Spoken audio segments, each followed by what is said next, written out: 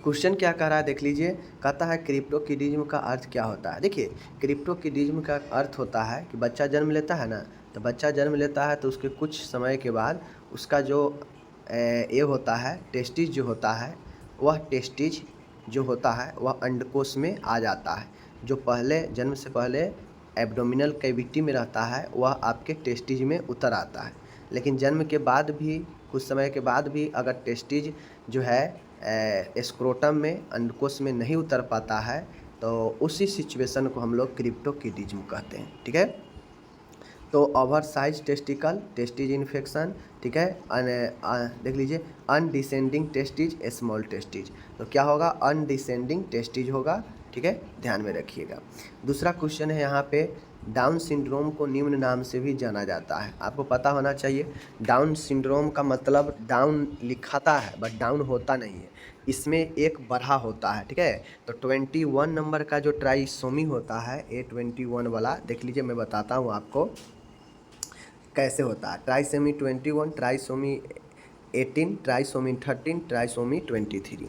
ये trisomy right answer ये होगा ट्राइसोमी 21। इसमें 21 वाला जो क्रोमोसोम होता है ना, XY होना चाहिए 2, लेकिन होता है कितना 3 होता है यहाँ पे। ठीक है, ध्यान रखिएगा। आगे क्वेश्चन है यहाँ पे तीसरा नंबर का है, LBW शिशु वह है जिसका जन्म के समय भार कम होता है। कितना से लो बर्थ वेट बेबी वाला वह बेबी होगा जिसका वजन कितना से कम होगा। ठीक है, यही पूछ रहा है हमसे, तो उसका राइट आंसर होगा 3 kg, 2 kg, 2.5 kg से कम, 4 kg से कम। तो राइट आंसर 2.5 kg से कम जिस बच्चा का जन्म के समय वजन होता है वह LBW में आता है। ओके, चौथा क्वेश्चन है, बच्चों में BCG टीका कहाँ लगाया जाता है। राइट आर्म में, लेफ्ट आर्म में, थाई में, बटक में।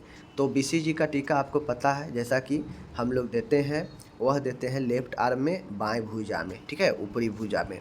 आगे है 5वां नंबर का क्वेश्चन है, विल्सन ट्यूमर निम्न अंग से संबंधित है। किससे संबंधित है, किडनी से, ब्रेन से। ठीक है, किडनी, ब्रेन, लंग्स, लीवर। तो राइट आंसर क्या होगा किडनी, विल्सन ट्यूमर किडनी में होता है। ठीक है, 6ठा नंबर का क्वेश्चन है, बच्चों में विटामिन डी की कमी से उत्पन्न होने वाला समस्या कौन है। Osteomalacia, rickets, osteomyelitis, scurvy.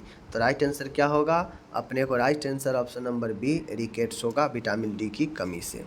आगे है 7 नंबर का क्वेश्चन, नवजात बच्चों में जॉन्डिस के उपचार हेतु प्रयुक्त थेरेपी कौन है, उपचार कौन है। Radiation therapy, chemotherapy, teletherapy, phototherapy.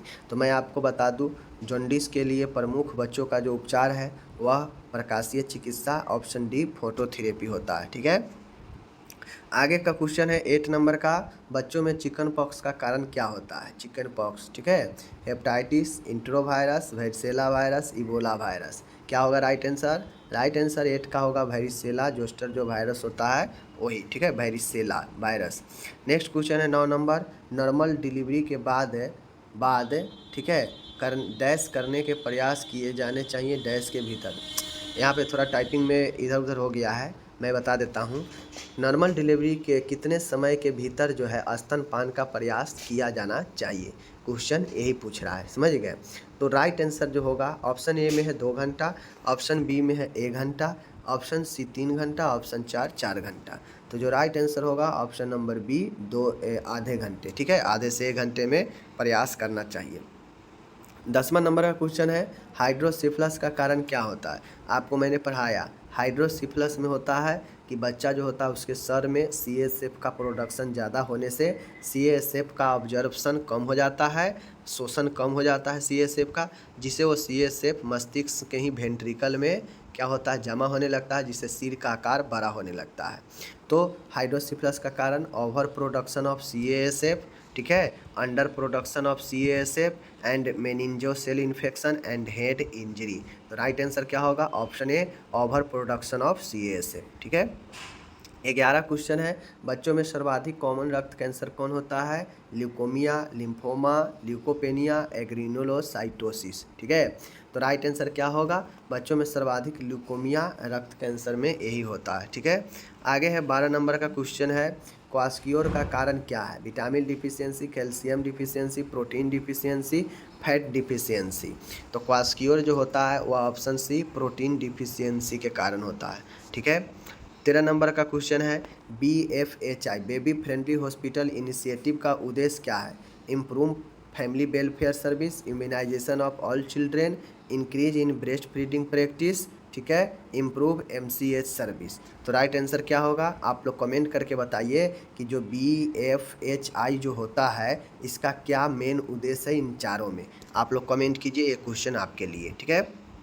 14 question है पोस्टेरियर फ्रंटली के बाद बंद होने का सही समय क्या है? तो आपको मैंने कई बार बता चुका हूँ कि पोस्टेरियर एंटेरियर बाद में बंद होता है, पोस्टेरियर पहले बंद हो जाता है। तो पोस्टेरियर फ्रंटली पहले बंद होगा 2 से 3 माह, 6 से 8 माह, 4 से 6 माह, 18 माह। तो राइट आंसर क्या होगा? ये तो ऐसे बंद हो जाता है 1 से 2 मंथ में ही, लेकिन ऑप्शन में 2 से 3 है, तो राइट आंसर यही होगा, ठीक है।